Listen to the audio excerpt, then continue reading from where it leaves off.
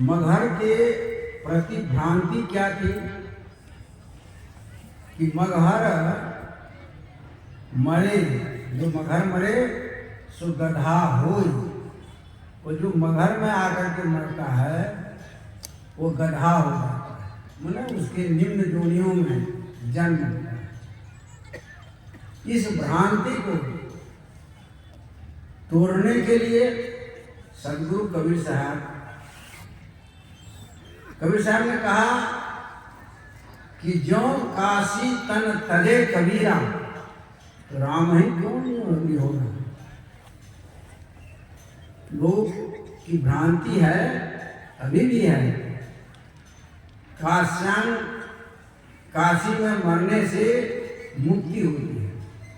काश्यान मरणान मुक्ति, काशी में मरने से मुक्ति होती है। तो कुआं पाप नहाते हो, नहीं देखते हैं हर हर गंगे बोलता है, मने यहाँ से भी तब भी वह पुण्य मिलता है। लेकिन इस भ्रांति को सदगुरु कबीर साहब ने पूरा कहा कि गंगा नहाय नर न तरवे हो भाई, जेकर गंगे बीचे घर हो, गंगा नहाने से कोई नहीं तरेगा। यदि गंगा स्नान करने से तरेगा कोई, तो उसमें गंगा में सांप है, बिच्छू है, माछ है, बूझ घड़ियाल है, अनेक जीव जंतु है जो गंगा में स्नान करता है। तो वो उसके नहाने से हमारा कल्याण नहीं होगा। इसलिए कबीर साहब ने कहा सबसे पहले उसका कल्याण हो जाएगा जो गंगा बीच घर हो, गंगा में ही घर है।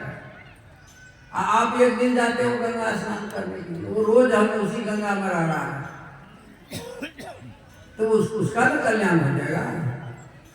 इसलिए ये भ्रांति में मत करो। इसलिए कबीर साहब ने कहा जब मैं राम की भक्ति, राम ने रमनते जोगिना जैसा राम, हृदय बसे तेरी राम न जाना। ये नहीं कि दशरथ सुख के लोके जाना, राम नाम का मर्म है आना। ये सदगुरु कबीर साहब ने स्पष्ट कर दिया है राम के संबंध।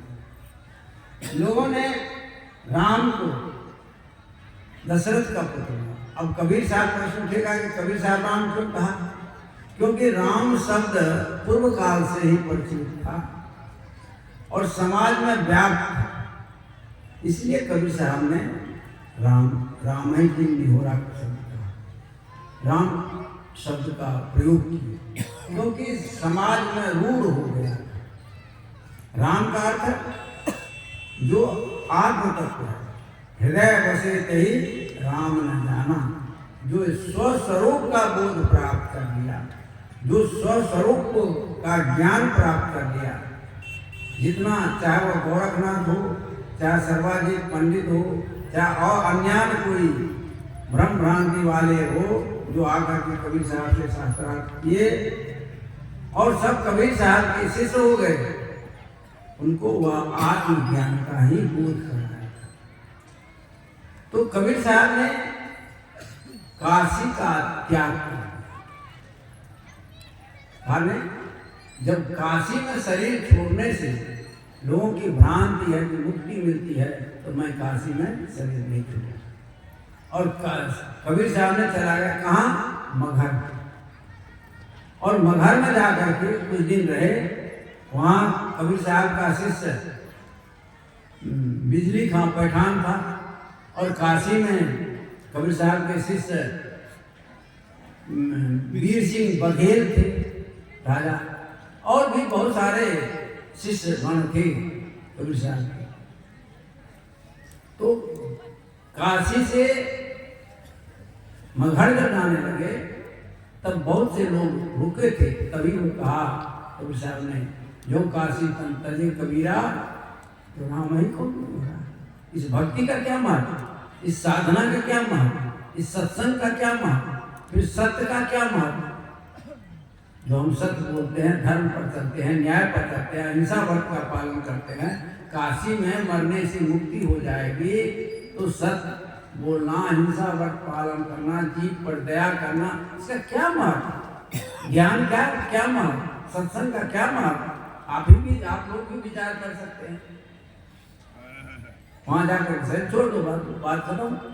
चोरी करो, हिंसा करो, व्यभिचार करो, झूठ बोलो, कुछ भी करो, काशी में मर जाओ, तर जाओ।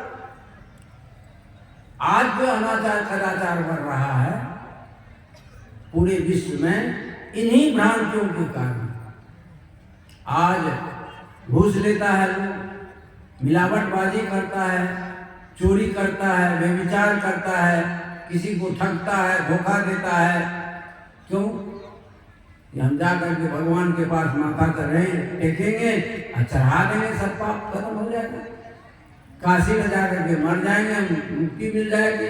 गंगा जी में स्नान कर लेंगे, मुक्ति हो जाएगी। अभी कुंभ मेला आया है, वहां सब मुक्त हो रहा है, नहा करके त्रिवेणी में। और इधर घोटाला पर घोटाला हो रहा है। तो ये जो है, ये लोगों को गलत कर्म की ओर प्रेरित करता है। सदगुरु कबीर साहब ने कहा कि आपन आस कीजे बहुत तेरा, काहू मरम पावल हरि केरा। जिस हरि परमात्मा को अलग मानते हो, उसका मरम को नहीं। नेति नेति कहा वेद बखाना, नयति नयति नयति। तो क्या वह परम तत्व परमात्मा सबके घट में विराजमान, जो निर्गुण निराकार रूप में है, उसको देखोगे कैसे? उसको जानोगे कैसे? समझोगे कैसे? इसलिए लोग शून्य में ध्यान लगाता है। कहा नहीं, शून्य ध्यान सबके मन माना, तुम बैठो आत्मस्थान। शून्य में रहोगे, कहा सुन नहीं गयो, सुन नहीं वंशे, हाथा छोड़ बेहाथा भयो। शून्य में जाने से क्या होगा? ध्यान लगाकर अनेक प्रकार के भ्रम भ्रांति को पैदा करोगे। इसलिए शून्य का अर्थ यहाँ है शून्य स्थिति, मन समस्त विकारों से दूर हो जाना। समझ गए? ये नहीं कि शून्य में ध्यान लगाना है। शून्य का अर्थ है, क्योंकि शब्दा नाम अनेक अर्थ है, शब्द का अनेक अर्थ होता है। शून्य के अर्थ जीरो भी होता है। शून्य के अर्थ जो है, अब बिंदु करके और करके अनेक अर्थ लगा सकते हैं। शून्य का अर्थ यहाँ है कि आपके जीवन के समस्त विकार समाप्त हो गए, ये अर्थ है।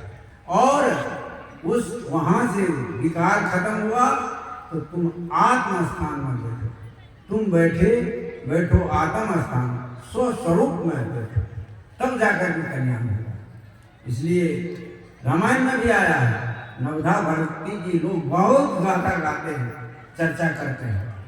क्या उसके अंत में क्या लिखा है, इसका अर्थ कभी समझाए हैं? सबरी को राम जी कहते हैं कि मम दर्शन फल परम अनुपा, जीव पावहि निज सहज स्वरूपा। मेरे दर्शन का फल क्या? मेरे दर्शन का फल क्या? वैकुंठ लो, स्वर्ग लो, गौलो नहीं। जीव पावहि निज अपना सहज स्वरूप। जब तक निज स्वरूप में स्थिर नहीं होगा, साधक स्वस्वरूप में स्थिर नहीं होंगे, तब तक उसका कल्याण नहीं होगा। तो कबीर साहब ने कहा राम है क्यों नहीं हो रहा? ये जो आत्म तत्व का जो हमने अनुसंधान किया, क्या नहीं होगा?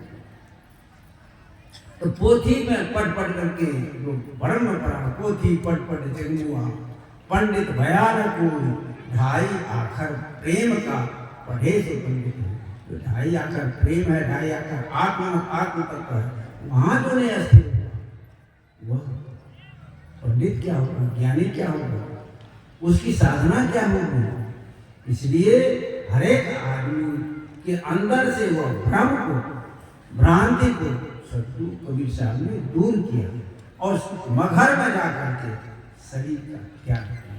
तो आज के दिन ही सदगुरु कबीर साहब ने इस शरीर रूपी चादर को छोड़ा।